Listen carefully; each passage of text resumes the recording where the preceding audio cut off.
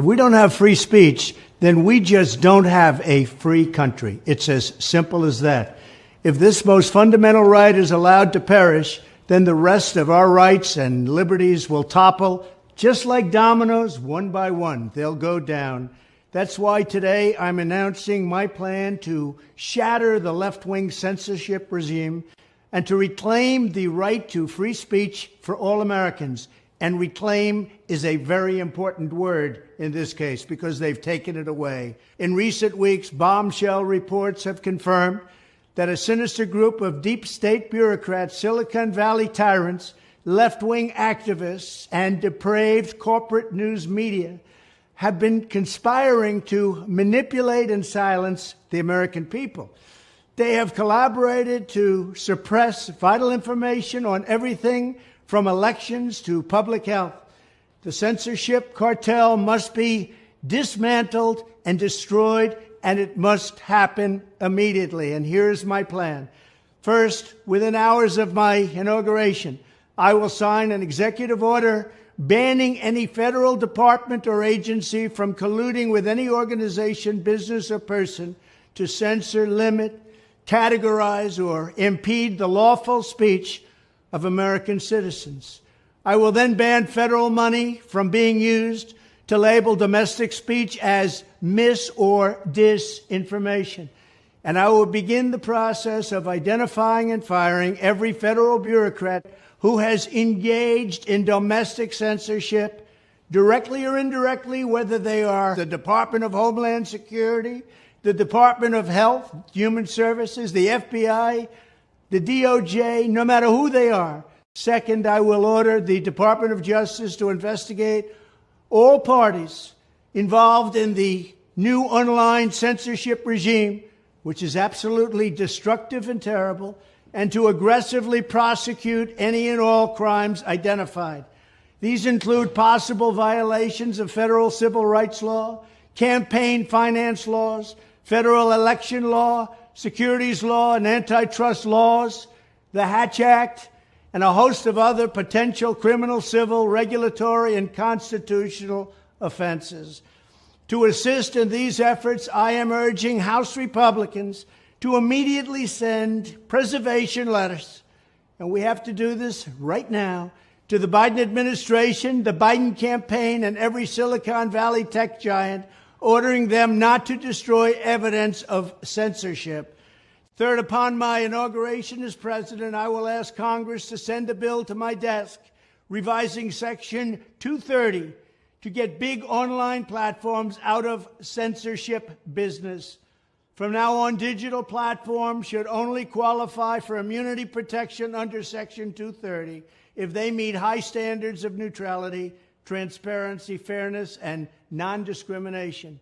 We should require these platforms to increase their efforts to take down unlawful content such as child exploitation and promoting terrorism, while dramatically curtailing their power to arbitrarily restrict lawful speech. Fourth, we need to break up the entire toxic censorship industry that has arisen under the false guise of tackling so-called mis- and disinformation. The federal government should immediately stop funding all nonprofits and academic programs that support this authoritarian project. If any U.S. university is discovered to have engaged in censorship activities or election interferences in the past, such as flagging social media content for removal of blacklisting, those universities should lose federal research dollars and federal student loan support for a period of 5 years and maybe more. We should also enact new laws laying out clear criminal penalties for federal bureaucrats who partner with private entities to do an end run around the Constitution and deprive Americans of their First, Fourth, and Fifth Amendment rights.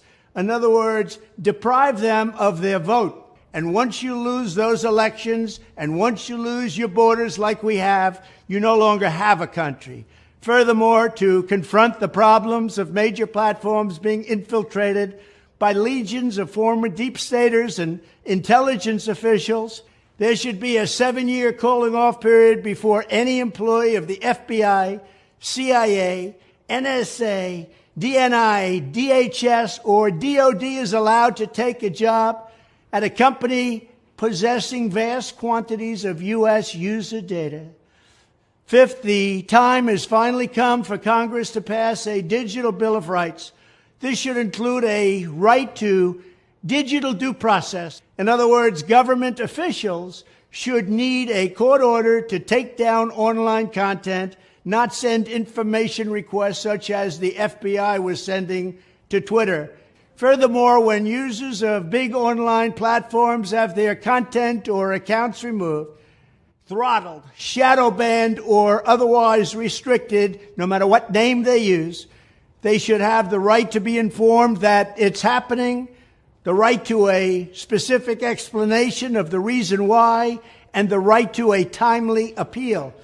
In addition, all users over the age of 18 should have the right to opt out of content moderation and curation entirely and receive an unmanipulated stream of information if they so choose. The fight for free speech is a matter of victory or death for America and for the survival of Western civilization itself. When I am president, this whole rotten system of censorship and information control will be ripped out of the system at large. There won't be anything left. By restoring free speech, we'll begin to reclaim our democracy and save our nation. Thank you, and God bless America.